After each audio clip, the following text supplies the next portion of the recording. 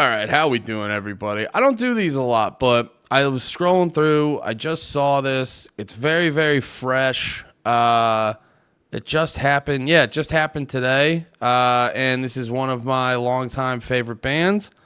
I've talked about it a bunch on the pod. They've fallen off in recent years, but any band that's been around for 30 years, the tail end's not going to be the fucking highlight of the career. You know, they've put out enough great epic albums that I don't care how much trash they put out. They'll still be one of my favorite bands ever. But I saw this and, I don't know how to feel about it. I don't know if this is a cash grab or this is actually like a clever idea or what, but I saw this on Twitter while I was like doing some work and shit, and I just see DOOKIE Demastered.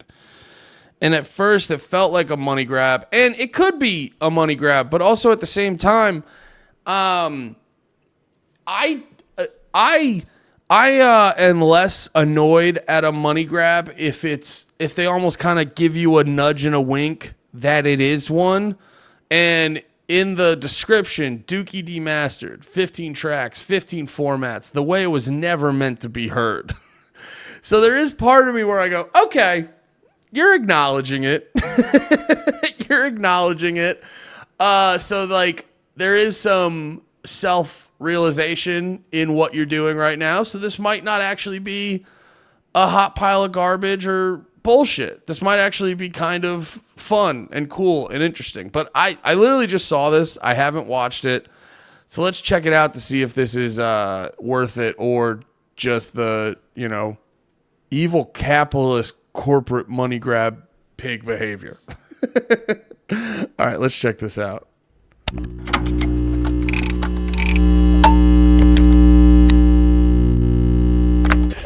you have the time to listen to me whine?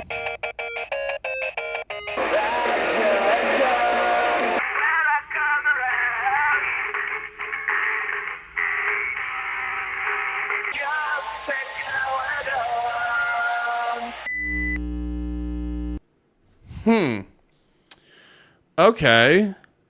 That doesn't give us a lot of info, but I am still intrigued because I've seen bands and I've seen labels do stuff like this before. I think it was either Pure Noise or No Sleep, but they put out, wait, I got to double check. It was whatever label that, Knocked Loose is on, because they were the one I remember the most. They put out a lo-fi.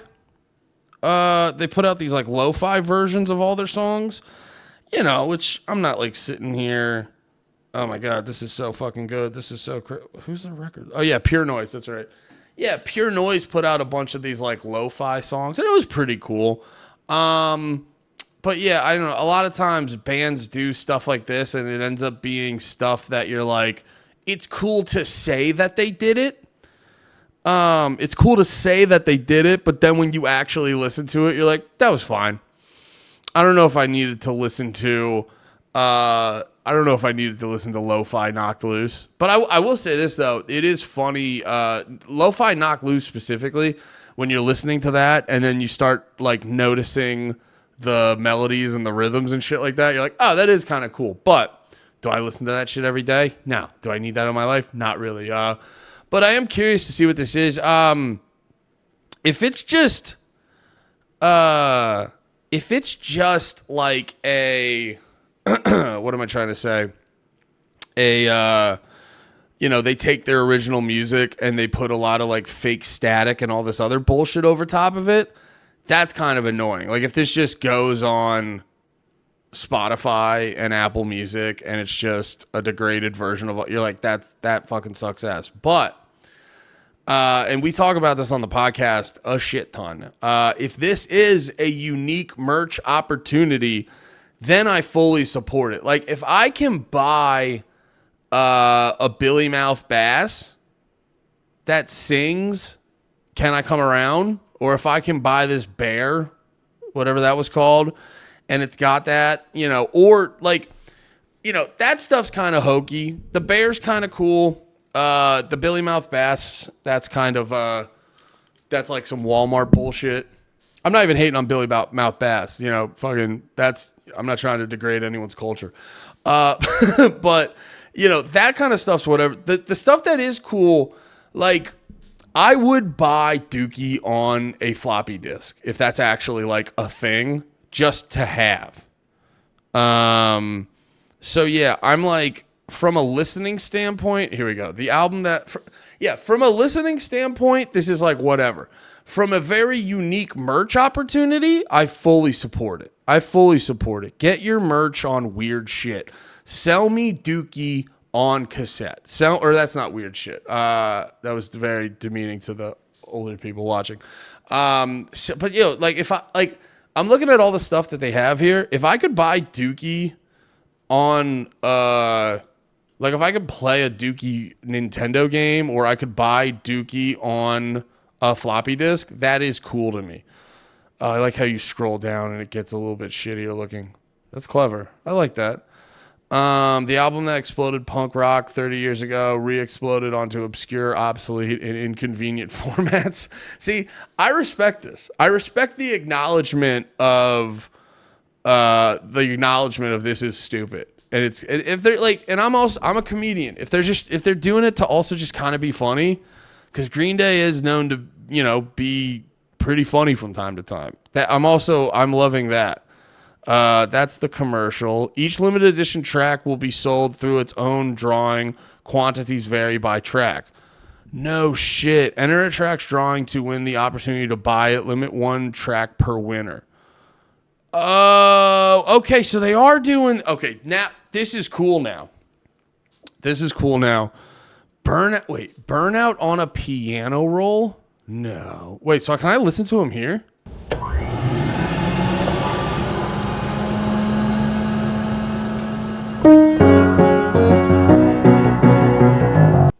That's so fucking funny. Okay, this actually kind of fucking rips now. Let me turn the volume down a little bit.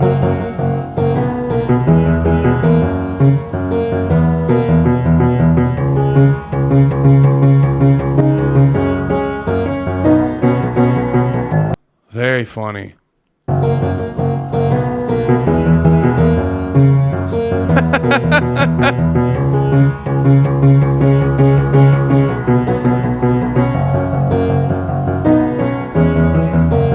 way.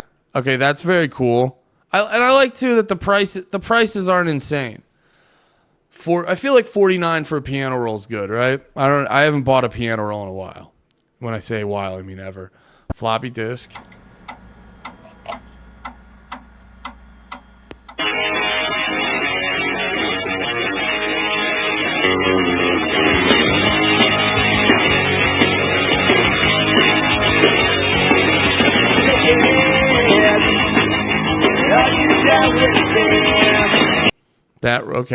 That rules. All right, I'm gonna have to look through all these. Chump on a Teddy Ruxpin. Well, would you look at that? It's time for me to sing Chump, my favorite track on Dookie.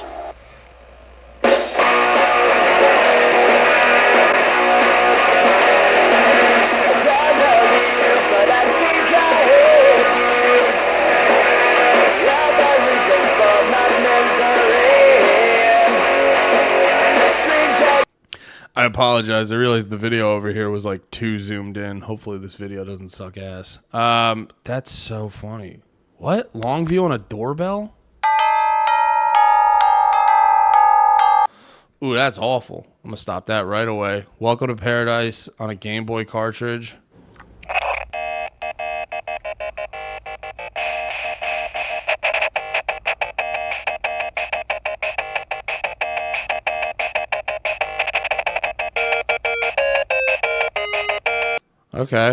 Okay.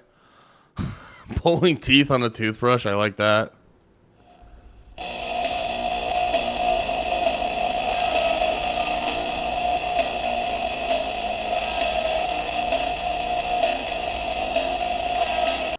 Dude, this is so fucking funny. Billy Mouth Bass. Do you have the time to listen to me whine about nothing and everything? Okay, I think that's probably going to be the most popular one. Oh, fuck. I forgot about these. These, even back in the day when they were brand new, seemed very impractical to me. I was like, oh, you got to carry around a whole fucking Tamagotchi to listen to what, 2 songs? Like, you know, however many you're going to want to carry with you at the time and shit like that, just to listen to, like, you know, you carry around 3 at a fucking time. What's this? Oh, 8-track. That's before my time. You know what's funny too? This is actually kind of smart because Green Day's still pretty popular, generally speaking. Like I don't know if they hit necessarily like the broad, like they always hit like the most broader music conversations from time to time, but they're still like a huge band. I think they're still doing arenas and they still get a lot of young kids getting into their music. So this is actually, you know, some of these are kind of like a hilarious gimmick where, you know, wax cylinder and piano roll. Like the piano roll they said was from the late 1800s. Wax cylinder. I mean, I don't. Yeah, 1870s.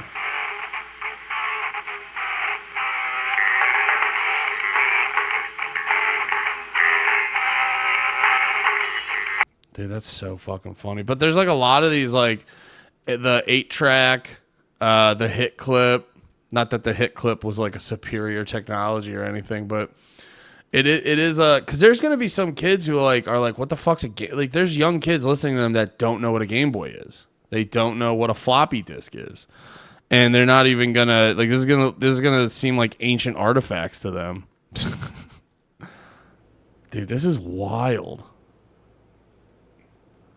Wait, I actually don't know what an X-ray record is because I know when like vinyl and Laserdisc and things like that came out, they had a lot of different, like when records in general, they had like a different, Laserdisc was video. That's my fault.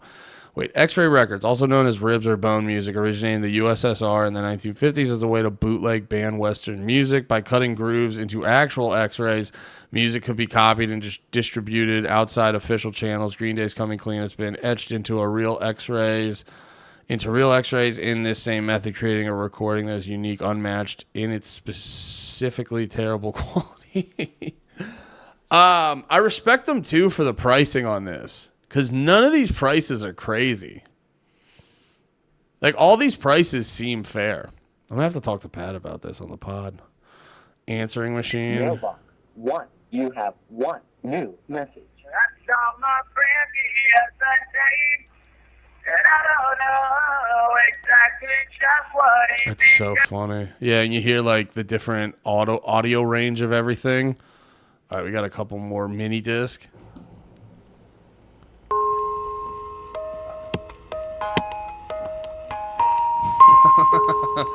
Fuck off, FOD, fuck off and die on the fucking Fisher Price record rules. All right, oh, this one's cool.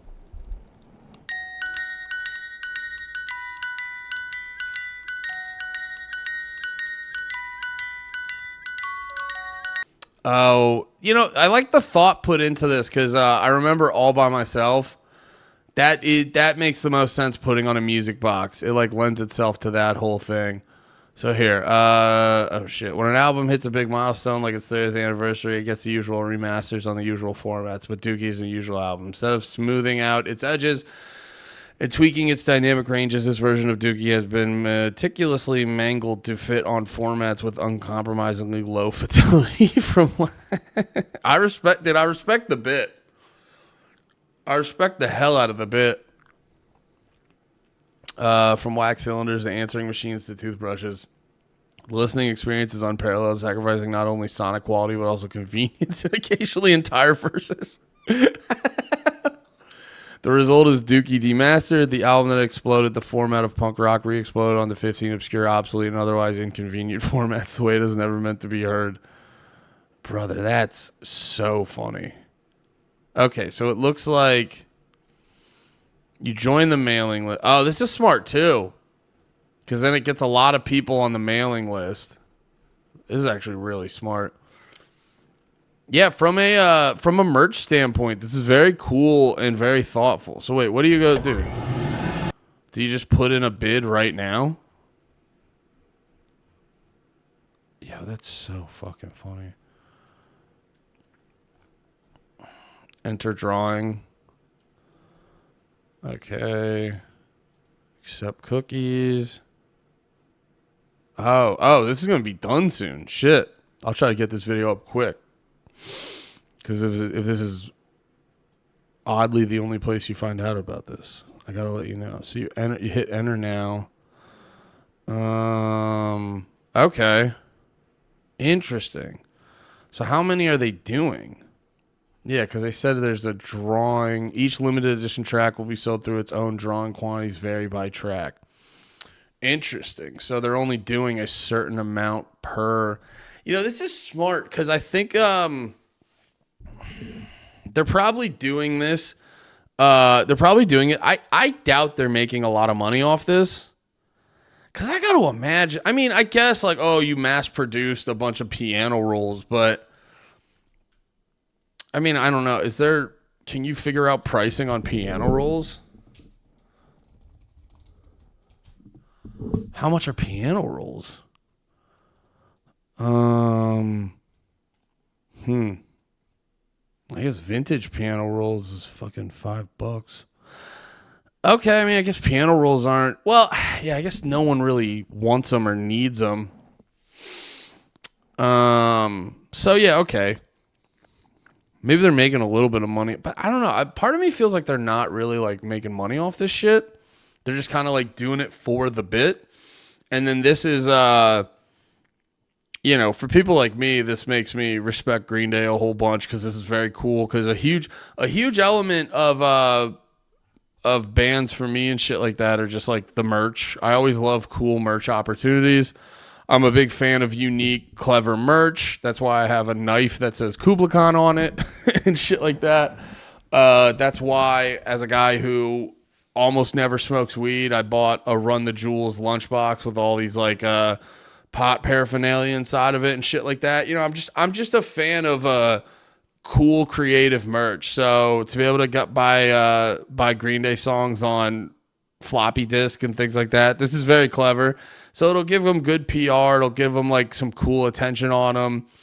And yeah, it'll get them signed up for that fucking list. Cause you know, a lot of people don't think about this, but the email list is important. And it's a good direct way to stay in contact with fans and shit like that. So yeah, this is very cool. I was like, I gotta be honest. I went into this being a little bit of a hater. I was expecting this to suck major ass. And this is actually like some really fucking cool shit. So yeah, if you get something, let me know, and let me know how the fucking let me know how the piano roll works. Or wait, what was the wax? I wonder how many people are going for that wax cylinder. Man, yeah, but yeah, no, major respect for making these all reasonably priced. I got to be honest, that was actually like that's the coolest part to me, because that's the part that sucks ass about stuff like this is they'll have like this crazy merch shit, and then it'll be like kind of rare and super limited, and it'll also be like crazy fucking expensive and all this other shit. But to go through all the I'll end on this, but to go through all these prices, it's like, yeah, the piano roll $49, floppy disk $19, Teddy Ruxpin $99, doorbell $49. Yeah, it's like, you know, obviously like for the usefulness of it, it's over. But I think for like cool, unique merch, these are all pretty, in my opinion, they're pretty fairly priced. You could be an average Green Day fan and not feel like you got fucking gypped. Yeah. All right. This is very cool. Props to the Green Day. I've made fun of them a bunch for putting out a lot of bad music recently, but they're still Green Day. So they still know how to fucking Green Day, like I saw them live when I was younger, and I've been a fan of them for a while. And one thing that they always do is, generally speaking, when you're in experience the band in any form, you really feel like you're getting your money's worth. And I think they're doing that here. So this is very cool. All right. Thanks for watching. See you next time. Peace.